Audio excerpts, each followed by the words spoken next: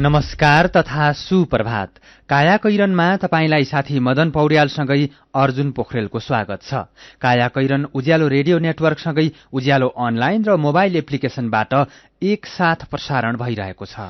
आज 2078 साल असार 4 गते शुक्रबार, जेठ शुक्ल पक्षको अष्टमी तिथि, सन् 2021 जुन 18 तारिक।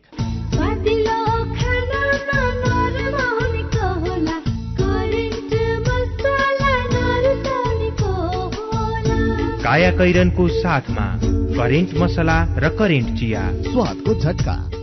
कायाकैरन सुरु गरौं मुख्य खबरका शीर्षकहरूबाट। संसद विघटनको मुद्दामा राष्ट्रपति, प्रधानमन्त्री र सभामुखद्वारा सर्वोच्चलाई जवाफ। निर्णय पुनरावलोकन हुनै नसक्ने राष्ट्रपति र प्रधानमन्त्रीको जिकिर। कदम गैर संवैधानिक भएको सभामुखको दावी। कोभ्याक्स सुविधा अन्तर्गतको कोरोना विरुद्धको खोप 2 हप्ताभित्रै ल्याउने तयारी। पहिलो मात्रा लगाइसकेका ज्येष्ठ नागरिकलाई लगाइने। बाढ़ी पहिरोले सिन्धुपाल्चोकको हेलम्बुमा जनको र मेलम्चीमा धनको बढी क्षति। मनाङको नार्पा भूमिलेखमा 60 जना सम्पर्कविहीन। जाजरकोटको कुसेपाटनमा हराइरहेका 7 जना अझै भेटिएनन्। उत्तर कोरियामा खाद्यान्नको चरम अभाव। 1 किलो केरा 3000 वनमा किनबेच। गएको वर्षको बाढ़ीका कारण समस्या चुनौतीपूर्ण रहेको नेता किमको भनाई। र बेल्जियम र नेदरल्याण्ड्स युरोकप फुटबलको नकआउट चरणमा प्रवेश। कोपा अमेरिकामा ब्राजिल र पेरुको खेल चल्दै। बाल श्रमको प्रयोग गर्नु अपराध हो। 14 वर्षभन्दा कम उमेरका बालबालिकालाई कुनै पनि श्रममा लगाउनु र 18 वर्षभन्दा कम उमेरका बालबालिकालाई जोखिमपूर्ण श्रममा लगाउन कानूनले निषेधित र दण्डनीय बनाएको छ। कसैले कानून विपरीत बाल श्रम गराएको थाहा भएमा बालबालिका खोज तलास सेवा 104 तथा बाल हेल्पलाइन सेवा 1098 मा खबर गरौं। नेपाल सरकार, महिला, बालबालिका तथा ज्येष्ठ नागरिक मन्त्रालय, राष्ट्रिय बाल अधिकार परिषदद्वारा बाल हितमा जारी सन्देश। थोरै बचत धेरै कायदा, बीमाका छन् फाइदा। सरकारी स्वामित्व र बीमाको क्षेत्रमा विश्वसनीय नाम राष्ट्रिय बीमा संस्थान। जीवन बीमाका लागि आजै राष्ट्रिय बीमा संस्थान रामशाहपथ काठमाडौँ वा नजिकैको शाखामा सम्पर्क गरौं। सुरक्षित र समृद्ध होस् जिन्दगीको सेरोफेरो। भोलिको लागि सोच्नु पर्ने कर्तव्य हो तिम्रो मेरो। दुःख हुन भोलिलाई बिमा गरौँ है। नेशनल लाइफ इन्सुरेन्समा बिमा गरौँ है। विगत 33 वर्षदेखि सञ्चालनरत नेपालकै पहिलो अग्रणी जीवन बीमा कम्पनी नेपाल सरकारको पूर्ण स्वामित्व रहेको राष्ट्रिय वाणिज्य बैंक प्रवर्धक रहेको national life insurance company Lazimpat Kathmandu. दूध तथा दुग्ध पदार्थ नियमित सेवन गरौं। रोग प्रतिरोधात्मक क्षमताको वृद्धि गरौं। राष्ट्रिय दुग्ध विकास बोर्ड, हरिहर भवन, ललितपुर। नमस्कार मेयर साहब। नमस्कार म्याडम। नमस्कार मेयर साहब, नगरपालिकामा विकास निर्माणका योजना त गजबै ल्याउनु भयो, तर के म्याडम, तपाईलाई चित्त बुझेन कि? विकास निर्माणको काम त राम्रै भइरहेको छ, तर नगरभित्र बाल श्रम प्रयोग गरेको गुनासो पनि सुनिन्छ नि। के कसरी अनुगमन गर्दै हुनुहुन्छ? हो म्याडम, हामीले पनि बालबालिकाहरूलाई श्रमयुक्त काममा लगाएको केही घटनाहरू भेटेका छौं। यसरी बाल श्रम गराउनेहरूलाई सचेत गराउनुका साथै कानून बमोजिम कारबाही पनि गरिरहेका छौं। हो नि मेयर साहब, बाल श्रम निवारणको लागि 18 वर्ष मुनिका बालबालिकाहरूलाई कुनै पनि श्रमयुक्त काममा लगाउनु हुँदैन र बाल श्रम गराउनु कानून विपरीत हो।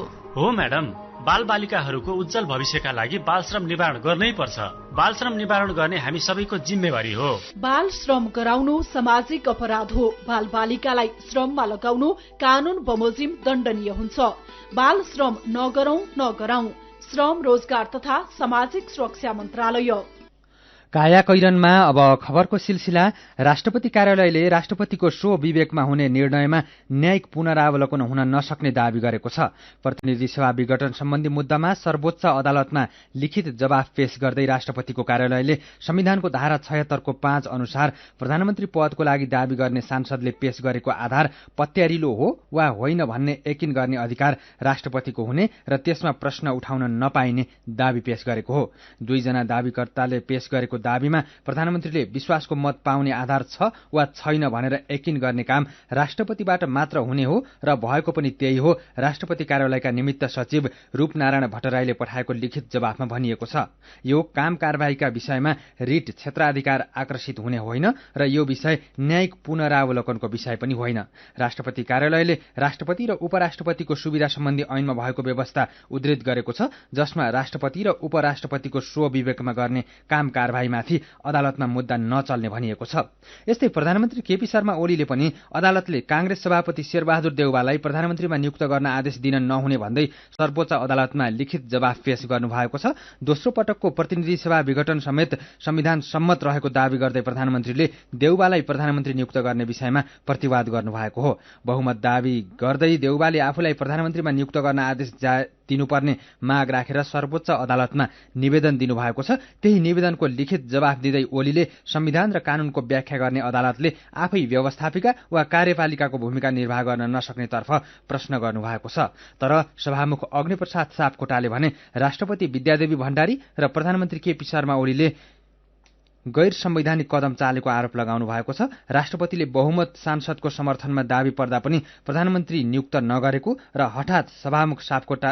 हठात मध्यरातमा प्रतिनिधि सभा विघटन गरेको भन्दै सभामुख सापकोटाले दुवैमाथि गैर संवैधानिक क्रियाकलाप गरेको आरोप लगाउनु भएको छ। प्रतिनिधि सभा विघटनको मुद्दामा सर्वोच्च अदालतलाई जवाफ दिने क्रममा सभामुख सापकोटाले बहुमत सांसदको समर्थन प्राप्त शेरबहादुर देउवालाई राष्ट्रपतिले प्रधानमन्त्रीमा नियुक्त नगरेर संविधान उल्लङ्घन गरेको आरोप लगाउनु भएको छ। कोभ्याक्स सुविधा अन्तर्गत कोभिड-19 विरुद्धको खोप 2 हप्ताभित्र ल्याउने गरी तयारी भइरहेको सरकारी अधिकारीहरूले दावी गरेका छन्। यो खोप आइपुगे कोभिसिल्डको पहिलो मात्रा लगाइसकेका 13,64,701 ज्येष्ठ नागरिकलाई लगाइनेछ। कोभ्याक्स अन्तर्गत गत मे महिनामै 19,20,000 मात्रा खोप पाउनुपर्ने भए पनि विश्वमै देखिएको खोप अभावले गर्दा समय सीमा टरेको हो। जुन अन्तिमसम्म कोभ्याक्स सुविधाको खोप पाउने जानकारी आएको स्वास्थ्य मन्त्रालयले जनाएको छ। कोभ्याक्स अन्तर्गत अहिलेसम्म 3,48,000 मात्रा कोभिसिल्ड खोप आइसकेको छ। कोभिसिल्डको विकल्पका रूपमा अस्ट्राजेनेकाको बेलायत, कोरिया, डेनमार्क लगायत देशमा उत्पादित खोप कति मात्रामा पाउने हो भन्ने जानकारी जुन अन्त्यसम्म दिइने भनिएको छ। स्वास्थ्य मन्त्रालय परिवार कल्याण महाशाखाका निर्देशक डाक्टर तारानाथ पोखरेलले भन्नुभयो, कुन कम्पनीद्वारा उत्पादित कति मात्रा खोप पाउने भनेर जानकारी आएपछि त्यसकै आधारमा ल्याउनेछौं। भारतमा उत्पादित कोभिसिल्ड र चीनमा उत्पादित भेरोसेल खोप नेपालमा प्रयोग भइसकेको छ। विश्वमै खोपको व्यापक अभाव भएकाले दोस्रो मात्रा पर्खिरहेकाले 16 हप्तापछि खोप पाए पनि यसले फाइदा नै गर्ने दावी सरकारी अधिकारीहरूको छ। 12 हप्ता नागे पनि कुनै बेला दोस्रो मात्रा लगाउन सकिन्छ। डाक्टर पोखरेलले भन्नुभयो, दोस्रो मात्रा लगाउने बेलासम्म 16 हप्ता नागे पनि महामारीको यो अवस्थामा बुस्टर मात्राले धेरै फाइदा गर्छ। यसैबीच कोरोना संक्रमणमा केही कमी आएपछि सरकारले स्मार्ट लकडाउनको अवधारणा अघि बढाएको छ।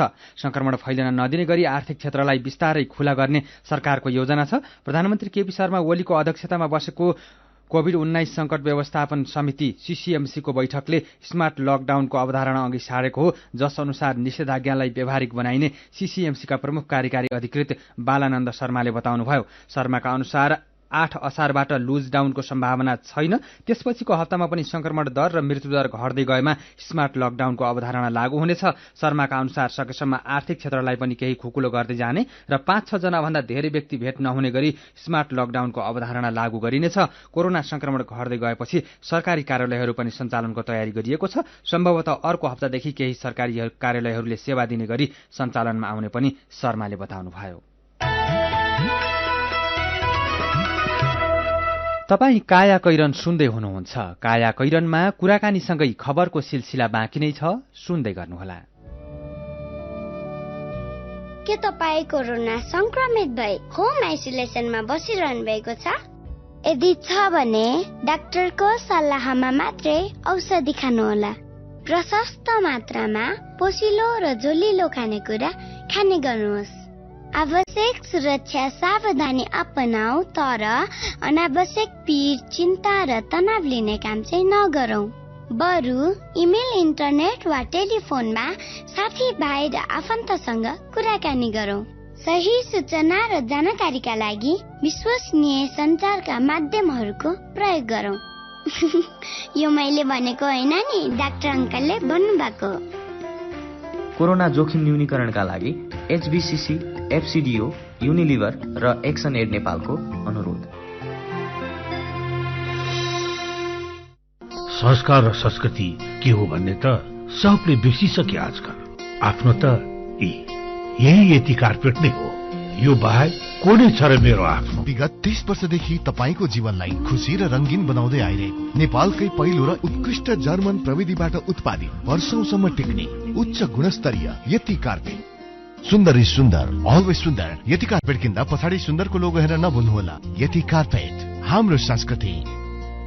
जिन्दगी ठट्टा होइन, त्यसैले यस विकराल महामारीमा घरभित्रै बसी सुरक्षित कारोबारका लागि ग्लोबल IME ब्याङ्कको मोबाइल ब्याङ्किङ एप प्रयोग गरौँ। आफू पनि सुरक्षित रहौं र अरूलाई पनि सुरक्षित राख्न सहयोग पुर्याऊ। ग्लोबल IME ब्याङ्क, सबैका लागि ब्याङ्क।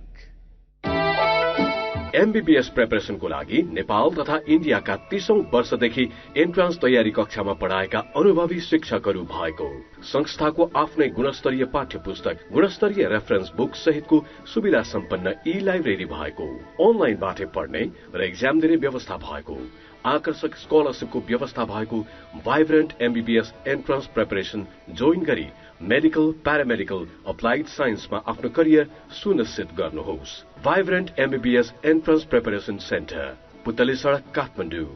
फोन 9851 3928 98511 06298।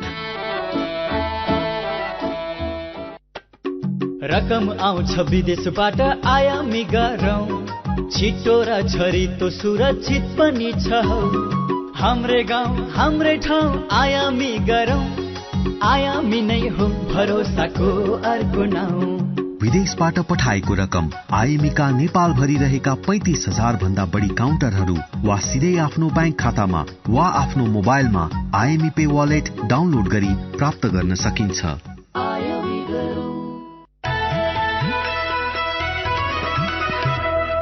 उज्यालो रेडियो नेटवर्कसँगै उज्यालो अनलाइन र मोबाइल एप्लिकेशनमा प्रसारण भइरहेको कायाकैरनमा तपाईंलाई फेरि स्वागत छ। यतिन्जेल हामीले संसद विघटनको मुद्दामा राष्ट्रपति, प्रधानमन्त्री र सभामुखद्वारा सर्वोच्चलाई दबाव, कोभ्याक्स सुविधा अन्तर्गतको कोरोना विरुद्धको खोप 2 हप्ताभित्रै ल्याउने तयारी लगायतका खबर प्रस्तुत गर्यौं। अब बाँकी खबर। कालीकोटमा पहिरोमा पुरिएर एकजनाको ज्यान गएको छ। मुल्फा बजारमा गएर घर फर्किने क्रममा पहिरोमा पुरिएर खाडाचक्र नगरपालिका वडा नम्बर 6 सेरागाउँका बले विकको ज्यान गएको जिल्ला प्रहरी कार्यालय कालीकोटले जनाएको छ। मनाङको विकट फू गाउँको लेकमा यार्चा गुम्बा संकलन गर्न गएका 60 जना स्थानीय बासिन्दा सम्पर्कविहीन छन्। सोमबार रातिदेखिको अविरल वर्षापछि उनीहरू आफन्तसँग सम्पर्कविहीन बनेका हुन्। उनीहरू गएको ठाउँमाथि हिमालमा हिमपात भएको र यार्चा गुम्बा खोज्ने ठाउँमा पानी परेर बाढी आएपछि उनीहरूको अवस्थाबारे थाहा नभएको मनाङ प्रशासनले जनाएको छ। फू गाउँबाट 2 दिन लाग्ने लेकमा गएको जेठ 15-16 गतेतिर गएका 110 जना मध्ये नामयुङ लेक गएका 50 जना मात्रै सम्पर्कमा रहेको DSP सुभाष खड्काले जानकारी दिनुभयो। उहाँका अनुसार रघु लेक र कुलुङ लेकमा गएका 30 जना सम्पर्कविहीन छन्। मनाङका विघटित प्रतिनिधि सभा सदस्य पाल्देन छोपाङ गुरुङ, DSP खड्का र चामे गाउँपालिकाका अध्यक्ष लोकेन्द्र घरे सहितको टोली हिजो हेलिकप्टर मार्फत निरीक्षणमा गएको थियो। सांसद पाल्देन छोपाङ गुरुङका अनुसार हेलिकप्टरबाट हेर्दा लेकमा मानिसहरू देखिएका छन्। ठूलो हेलिकप्टर जान नसक्ने अवस्था र मौसममा आएको खराबीले उद्धार हुन सकिरहेको छैन। यस्तै हावाहुरीका कारण जाजरकोटको कुसे गाउँपालिकामा रहेको कुसे पाटनमा 7 जना बेपत्ता भएका छन्। भेडा बाख्रा र गाई वस्तु लगायत चौपायालाई पाटन छोड्न गएका कुसे 8 र 9 का 7 जना पाटनको जलजला क्षेत्रबाट हराएका हुन्। पशु चौपाया लिएर स्थानीय 11 जना गएको जेठ 31 गते पाटन पुगेका थिए। केही सम्पर्कमा आएका छन्। 7 जना बेपत्ता भएको जिल्ला प्रहरी कार्यालयका प्रमुख DSP मधुकुमार थापाले बताउनुभयो। कुसेमा टेलिफोन सम्पर्कमा नहुँदा बुधबार राति मात्रै घटनाबारे खबर आएको थियो। बेपत्ताको खोजी गर्न जिल्ला प्रहरी कार्यालयबाट प्रहरी निरीक्षक शिवकुमार छेत्री सहित 7 जनाको टोली पाटनतर्फ लागेको छ। यसैबीच पोखरा र लमजुङमा बाढी पहिरोका कारण जलविद्युत आयोजनामा ठूलो क्षति पुगेको छ। कास्कीको मादी नदीमा आएको बाढीले एक निर्माणाधीन र सञ्चालनमा रहेका 3 जलविद्युत आयोजनामा अर्बौं रुपियाँ बराबरको क्षति पुर्याएको छ। 12 मेगावाटको नामार्जुङ मादी हाइड्रो 25 मेगावाटको अपर मादी र 13 मेगावाटको सिक्लेस हाइड्रो र 44 मेगावाटको निर्माणाधीन सुपर मादी हाइड्रोमा क्षति पुगेको छ। निर्माणको अन्तिम चरणमा पुगेको सुपर मादी हाइड्रोको मुहानदेखि विद्युत गृहसम्मै क्षति पुगेको छ। आयोजनाका अध्यक्ष पुष्प ज्योति ढुङ्गानाका अनुसार सिभिलतर्फ मात्रै 60 करोड रुपियाँ बराबरको क्षति भएको छ। यस्तै लमजुङको दोर्दी खोला सबैभन्दा माथि निर्माणाधीन 54 मेगावाटको सुपर दोर्दी जलविद्युत आयोजना खमा व्यापक क्षति पुगेको छ। आयोजनाको 85% काम सकिएको थियो। आयोजनाका निर्देशक अर्जुन प्रसाद गौतमका अनुसार 1 अर्ब रुपियाँ भन्दा धेरैको क्षति भएको छ। यस्तै हिमालयन पावर पार्टनर लिमिटेडले निर्माण गरिरहेको 27 मेगावाटको दोर्दी खोला जलविद्युत आयोजनाको इन्टेक र पावर हाउसमा पनि व्यापक क्षति पुगेको छ। सिन्धुपाल्चोकमा आएको बाढीमा 3 जनाको शव भेटिएको छ। 2 जना चिनिया नागरिक र 1 जना भारतीय नागरिकको शव भेटिएको सिन्धुपाल्चोकका प्रमुख जिल्ला अधिकारी अरुण पोखरेलले जानकारी दिनुभयो। यस्तै 80 जनाको हिजो उद्धार भएको छ। प्रमुख जिल्ला अधिकारी पोखरेलका अनुसार हेलम्बुमा बढी क्षति पुगेको प्रारम्भिक अनुमान छ। उहाँका अनुसार हेलम्बुमा मानवीय क्षति धेरै र मेलम्चीमा धनको क्षति धेरै भएको छ। मेलम्चीमा भौतिक संरचनाहरू धेरै क्षति भएका छन्। मेलम्ची बजार बगरमा परिणत भएको छ। बाढीले 5 वटा झोलुङ्गे पुल, 4 वटा पक्की पुल, माछा फर्म र नेपाल प्रहरी र सशस्त्र प्रहरीको ब्यारेकमा क्षति पुगेको छ। यो पछिल्लो अनुमानित क्षतिको विवरण हो। पालिकासँग आवश्यक समन्वय गरी बाढी पीडितको व्यवस्थापन गर्ने काम भइरहेको पनि प्रमुख जिल्ला अधिकारी अरुण पोखरेलले बताउनुभयो। प्राकृतिक विपत्तिको तुलनात्मक रूपमा सिन्धुपाल्चोकमा वर्षेनी धेरै क्षति हुँदै आएको छ। 2072 साल वैशाखमा गोर्खाको बारपाक केन्द्रबिन्दु भएर भूकम्प गयो, तर भूकम्पमा सबैभन्दा धेरै मानवीय र भौतिक क्षति सिन्धुपाल्चोक जिल्लाले बेहोर्नु पर्यो। भूकम्पबाट प्रभावित उठ्नै नसकेको अवस्थामा निरन्तर बाढी पहिरोले सिन्धुपाल्चोकलाई हरेक वर्ष थिचेको थिचै छ। हरेक वर्ष बर्खायाम सुरु हुने बित्तिकै कतिबेला कुन बस्तीमा बाढी र पहिरोले पिरोल छ भन्ने चिन्ताले सिन्धुपाल्चोकवासीलाई पिरोल्दै आएको छ। अरू जिल्लाको तुलनामा सिन्धुपाल्चोकमा विपदका घटना बढी दोहोरिनुको कारण के हो भनेर साथी जानुका दुवाडीले विपद विज्ञ डाक्टर सुबोध ढकाललाई सोध्नु भएको छ। सिन्धुपाल्चोकको चाहिँ भौगोलिक संरचना भनेको धेरै जसो ठाउँमा चाहिँ के छ भन्दाखेरि यहाँ चाहिँ पुरानो पहिरोहरू, धेरै ठुल्ठुला पहिरोहरू, त्यो भूकम्पले ल्याएको पहिरो अथवा चाहिँ धेरै पहिलाका चाहिँ तपाईँको यो हिम नदीहरू फुटेर चाहिँ अनि त्यसले चाहिँ बाढी खोलामा बाढी ल्याउँदै थुपारेका जुन भनौँ न गेग्रानहरू हुन्छ हो, त्यस्तोले ल्याएको गेग्रानहरूबाट पनि बनेको ठाउँहरू र त्यस्तो ठाउँमा चाहिँ हाम्रो बस्तीहरू बसेको चाहिँ धेरै जसो हामीले देख्छौँ। अनि त्यो कारणले गर्दाखेरि के छ भन्दाखेरि यहाँ चाहिँ तपाईँको बढी जसो भौगोलिक बनोट भन्ने हो भनेदेखि यसको चाहिँ अलिकति कमजोर खालको हामीले देखिरहेका छौँ। योभन्दा अगाडि केही अध्ययनहरू पनि भएका थिए, त्यहाँका बस्तीहरू सार्नुपर्ने भन्ने सुझावहरू पनि आएको थियो। ती सुझावहरू अहिले कतिको कार्यान्वयन भए जस्तो लाग्छ यहाँलाई? एक लेभलको अनुसन्धान गर्नुभएको छ। हामीले पनि त्यसमा यसरी गर्नुपर्छ भनेर हामीले पनि सल्लाहहरू दिएका थियौँ। त्यो लेभलसम्म उहाँले जुन डाटाहरू निकाल्नुभयो त्योसम्म ठिक छ, तर त्यसपछिको जुन त्यसलाई इम्प्लिमेन्टेसन गर्ने काम आयो, इम्प्लिमेन्टेसन गर्नमा चाहिँ मैले देख्दाखेरि के छ भने यहाँको प्रश्नमा चाहिँ इम्प्लिमेन्टेसन कतिको भएको छ भन्नुहुन्छ भने इम्प्लिमेन्टेसन भएको छैन खासमा भन्दाखेरि। र इम्प्लिमेन्टेसन नहुनुको कारण चाहिँ के छ भने यहाँ जति पनि निकायहरू बनेका छन् यो विपदसँग काम गर्ने निकायहरू, जस्तो केन्द्रमा हामीले भन्यो भने अहिले विपद के अरे व्यवस्थापन प्राधिकरण भनेर बनेको छ, जिल्लामा चाहिँ तपाईँको जिल्ला विपद व्यवस्थापन समिति भनेर बनेको छ, त्यस्तै प्रदेशमा हेऱ्यौँ भने प्रदेश तपाईँको विपद व्यवस्थापन समिति बनेको छ, त्यस्तै स्थानीय निकायमा हेऱ्यौँ भने स्थानीय प्रत्येक पालिकामा चाहिँ स्थानीय तपाईँको के छ भन्दाखेरि यो विपद व्यवस्थापन प्राधिकरण समितिहरू बनेका छन्। अनि यो सबै जति पनि बनेका छन् यिनीहरूको बीचमा चाहिँ तपाईँको के छ भन्दाखेरि एउटा समन्वयको कमी अथवा कोअर्डिनेसनको कमी यस्तो चाहिँ हामीले एकदमै देखेका छौँ। सम्बन्धित निकायहरू बीचको समन्वयको अभाव र विज्ञहरूको सुझावलाई बेवास्ता गर्दाखेरि अहिले सिन्धुपाल्चोकले यो नियति भोग्नु परेको हो भन्दा कतिको उपयुक्त हुन्छ? अब यसमा चाहिँ धेरै हदसम्म यसलाई चाहिँ भनौँ न उपयुक्त नै मान्नुपर्ने हुन्छ होइन, तर अब ठ्याक्कै त्यही केसमा मात्रै भन्दा पनि ओभरअलमा जस्तो सिन्धुपाल्चोक कुरा भयो भने अन्त पनि जस्तो लमजुङदेखि लिएर मनाङदेखि लिएर जहाँ पनि अहिले घटनाहरू भएका छन् ती सबै ठाउँमा पनि के छ भने स्थिति चाहिँ उस्तै खालको चाहिँ हामीले देखिरहेका छौँ। अहिलेदेखि नै काम थाल्यो भने यहाँले भन्नुभयो जस्तै जस्तो बस्तीहरू बसाउँदाखेरि ध्यान दिने र अरू कुराहरूलाई खोलाको नजिक बस्तीहरू बसाउन नदिने त्यो एउटा पाटो छ होला।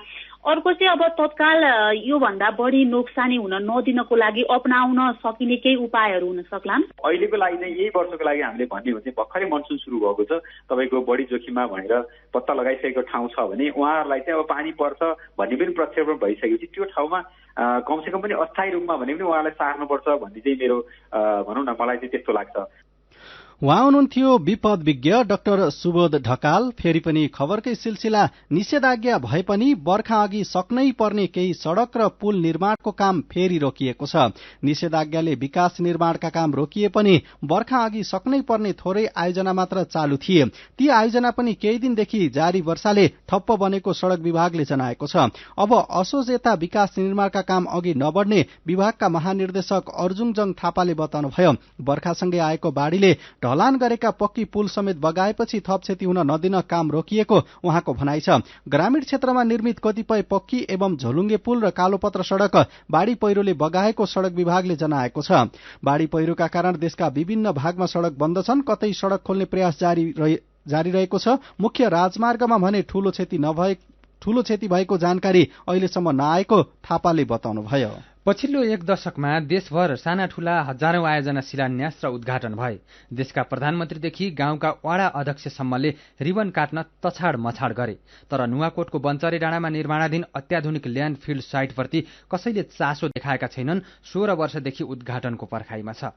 काठमाडौँ उपत्यकाको फोहोर व्यवस्थापन गर्न सरकारले 2062 सालको जेठमा 3 वर्षभित्र बन्चरे डाँडामा अत्याधुनिक ल्यान्डफिल्ड साइट बनाउने निर्णय गरेको थियो। त्यसको लागि 1790 रोपनी जग्गा अधिग्रहण गरेर झण्डै 61 करोड़ मुआब्जा पनि वितरण गरियो। तर 16 वर्ष बित्दा पनि ल्यान्डफिल साइट सम्पन्न हुन सकेको छैन। बन्चरे डाँडामा सामान्य अवस्थामा फोहोर विसर्जन गर्दा 25 वर्ष र स्यानिटरी ल्यान्डफिल गर्दा कम्तीमा 50 वर्ष काठमाडौँ उपत्यकाको फोहोर व्यवस्थापन गर्न सकिने सरकारको भनाइ छ। तपाई कायाकैरन सुन्दै हुनुहुन्छ। हामीसँग मेरो पनि भन्नु छ र कार्टुनसँगै खबरको सिलसिला बाँकी नै छ, सुन्दै गर्नुहोला। दिदी ए दिदी, हैन कता हो? धेरै दिन भइसक्यो, बाहिर निस्केको पनि देख्दिन त। हैन बहिनी, अस्ति अलि पानीमा भिज्यो, हल्का ज्वरो र खोकीले गर्दा केही काम गर्न सकिरहेकै छैन। हो, अनि अहिले कोरोनाको यस्तो जोखिम छ, परीक्षण गराउनु नि त। हैन पर्दैन हौ बहिनी, पानीमै भिजेर हो। हल्का ज्वरो खोकी आउँदैमा के अस्पताल दौडिनु, फेरि उता अस्पतालमा के भनिदिने हो।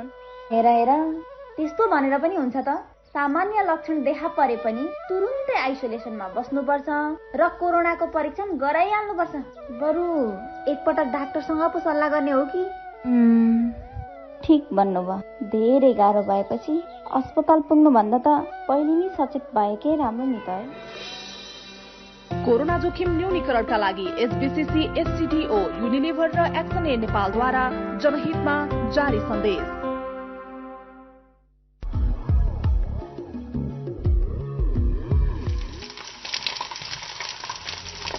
पानीको धारा त बन्द भयो, तर ग्यास सिलिन्डरको रेगुलेटर चाहिँ बन्द गर्नुभयो त? सार्वजनिक हितका लागि उज्यालोको अनुरोध।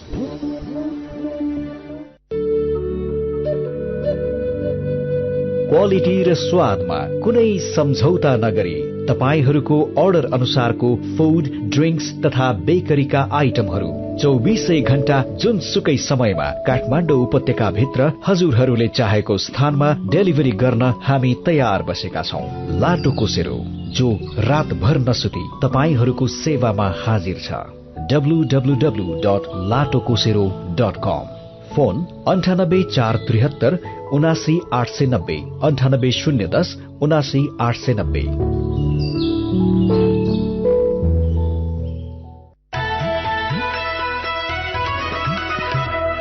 सीधा कुरा प्रश्न विचार काठमाडौँमा 90 मेगाहर्ज उज्यालो रेडियो नेटवर्क मार्फत देशभरिका विभिन्न एफएम स्टेशन तथा उज्यालो अनलाइन र मोबाइल एप्लिकेशनमा प्रसारण भइरहेको कायाकैरनमा तपाईलाई फेरि स्वागत छ।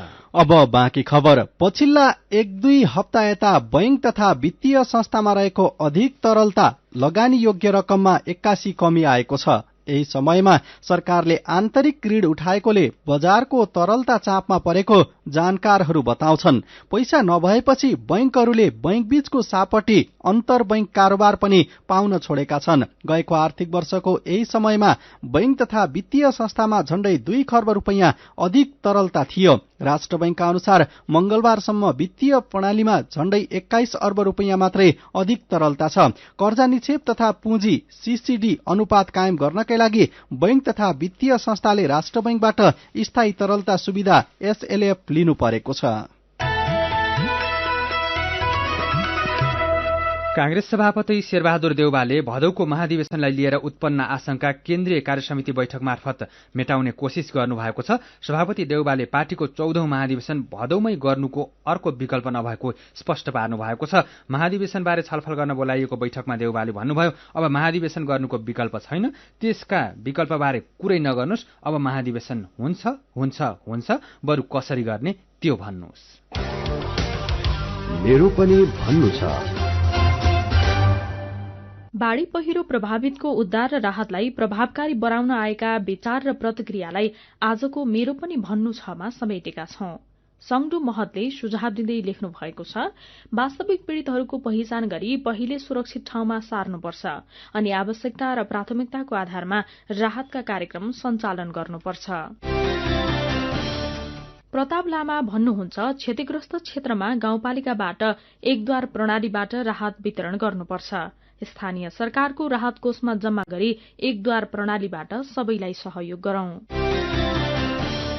सन्तोष बस्नेत बर्खायाममा बाढ़ी पहिरोको घटना कुनै नौलो कुरा होइन भन्दै लेख्नुहुन्छ, जोखिमबाट हुन सक्ने सम्भावित घटनाका लागि स्थानीय सरकारले पूर्व तयारी गर्नुपर्ने थियो, तर अब पीड़ितहरूलाई राहत दिएर उनीहरूको मनोबल बढाउनतिर लाग्दा राम्रो।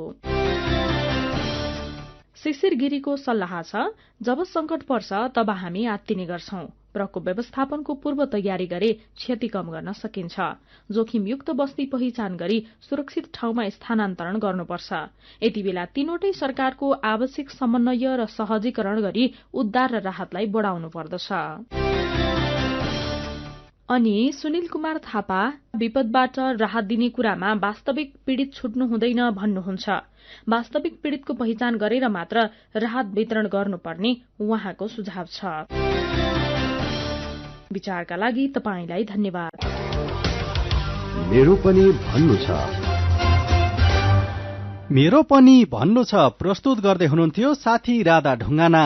कायाकैरनमा अब विदेशको खबर। उत्तर कोरियाका नेता किम जोङ उनले आफ्नो देशमा खाद्य संकट बढेको भन्दै चिन्ता व्यक्त गर्नुभएको छ। शीर्ष नेताहरूको बैठकमा नेता किमले देशको खाद्य अवस्था तनावपूर्ण बन्दै गएको बताउनु भएको बीबीसीले जनाएको छ। गएको वर्षको आँधीका कारण आएको बाढ़ीले खेतीपातीमा क्षति भएकाले कृषि क्षेत्रले देशको माग धान्न नसकेको उहाँले बताउनुभयो। उत्तर कोरियामा खाद्यान्न, फलफूल र तरकारी लगायतका कृषि उपजको मूल्य धेरै बढेको छ। उत्तर कोरियामा 1 किलो केरा स्थानीय 3000 वनमा बिक्री भइरहेको बीबीसीले जनाएको छ। अब खेल खबर। बेल्जियम युरोकप फुटबलको नकआउट चरणमा प्रवेश गरेको छ। गैराती भएको खेलमा डेनमार्कलाई 2-1 गोलले हराउँदै बेल्जियमले अन्तिम 16को यात्रा पक्का गरेको हो। खेलको दोस्रो मिनेटमै डेनमार्कका युसुफ पाउल्सनले गोल गर्दै अग्रता दिलाए पनि जितको लागि पर्याप्त भएन। बेल्जियमका थोर्गन हजार्डले 54औं र केभिन डी ब्रुएनले 70औं मिनेटमा गोल गरे। हिजोको हारसँगै अङ्कविहीन रहेको डेनमार्कको अघिल्लो चरण पुग्ने सम्भावना लगभग सकिएको छ। समूह बीमा बेल्जियमको 6 तथा रूस र फिनल्याण्डको 3-3 अङ्क रहेको छ। नेदरल्याण्ड्स पनि युरोकप फुटबलको अन्तिम 16मा प्रवेश गरेको छ। गैराती भएको खेलमा अस्ट्रियालाई 2-0 गोलले हराउँदै नेदरल्याण्ड्स नकआउट चरणमा प्रवेश गरेको हो। नेदरल्याण्ड्सको जितमा डिपेले 11औं मिनेटमा मेफिक्स डिफ्लेले पेनाल्टी मार्फत र डेन्जल डुफ्रिजले 67औं मिनेटमा गोल गरे। समूह सी को गैराती नै भएको अर्को खेलमा युक्रेनले नर्थ म्यासेडोनियालाई 2-1 गोलले हराएको छ। यो समूहमा नेदरल्याण्ड्सको 6 अङ्क रहेको छ भने युक्रेन र अस्ट्रियाको 3-3 अङ्क छ। अङ्कविहीन रहेको नर्थ म्यासेडोनिया लगभग बाहिरिएको छ। र कोपा अमेरिका फुटबल अन्तर्गत कोलम्बिया र भेनेजुएलाले बराबरी खेलेका छन्। बिहान सकिएको खेलमा दुवै टोलीले गोल रहित बराबरी खेलेका हुन्। खेलको अन्तिम समयमा कोलम्बियाका लुइस डेजले रातो कार्ड खाँदै बाहिरिएका थिए। कोपा अमेरिकामा अहिले ब्राजिल र पेरू खेलिरहेका छन्। खेलको पहिलो हाफको अन्तिम समय चलिरहँदा ब्राजिलले 1 गोलको अग्रता लिएको छ। ब्राजिलको लागि एलेक्स्यान्ड्रोले खेलको 11औं मिनेटमा गोल गरेका हुन्।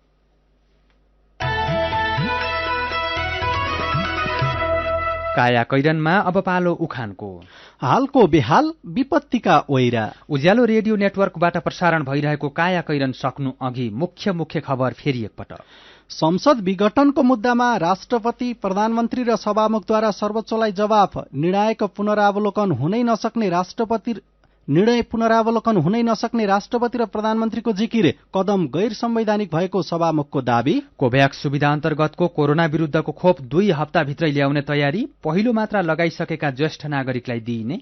बाढी पहिरोले सिन्धुपाल्चोकको हेलम्बुमा जनको र मेलम्चीमा धनको बढी क्षति, मनाङको नार्पा भूमिलेखमा 60 जना सम्पर्कविहीन, जाजरकोटको कुचेपाटनमा हराएका 7 जना अझै भेटिएनन्। उत्तर कोरियामा खाद्यान्नको चरम अभाव, 1 किलो केरा 3000 वनमा किनबेच, गएको वर्षको बाढीका कारण समस्या चुनौतीपूर्ण रहेको नेता किमको भनाई। र बेल्जियम र नेदरल्याण्ड्स युरोकप फुटबलको नकआउट चरणमा प्रवेश, कोपा अमेरिकामा ब्राजिल र पेरुको खेल चल्दै। अब कार्टुन। आज हामीले रवि मिश्रले बनाउनु भएको एउटा पुरानो कार्टुन लिएका छौं। कार्टुनले हरेक वर्ष बर्खामा बाढी पहिरोले ठूलो जनधनको क्षति गर्ने गरेको, सरकारले अर्को वर्ष क्षति घटाउन यस्तो गर्छौं र उस्तो गर्छौं भन्न नछाडेको, तर हिउँद लागेपछि सुत्ने गरेको कुरालाई व्यङ्ग्य गरिएको छ। यहाँ रङ फेर्ने छेपारोलाई सरकारसँग तुलना गरिएको छ। गाउँमा बाढी आएको पुरै अस्तव्यस्त, नागरिकले हार गुहार माग्दैछन्। सरकारले भन्दैछ अर्को वर्ष त पूर्व तयारी गरेर क्षति हुनै दिन्न, तर हिउँद लागेपछि सरकार मस्त निद्रामा सुतेको छ। अर्को वर्ष फेरि बाढी आयो, उस्तै गरी नागरिक बिचल्लीमा परे। सरकार बिउजिएर भन्दैछ अर्को वर्ष त क्षति हुनै दिन्नौ। आजको कायाकैरन सकिएको छ। कायाकैरनबाट प्राविधिक साथी सङ्घर्ष विष्टसँगै हामी मदन पौड्याल र अर्जुन पोखरेल पनि बिदा माग्छौं। कायाकैरन सुन्नु भएकोमा तपाईँलाई धन्यवाद। उज्यालो मोबाइल र अनलाइनमा प्रसारण भइरहेका रेडियो र अनलाइनका सामग्री भाइबरमा पनि उपलब्ध छन्। कोरोनाको संक्रमणबाट बच्न घरभित्रै बसौं। अत्यावश्यक कामले घर बाहिर निस्कनु परेमा मास्क लगाउन नबिर्सौं। नमस्कार।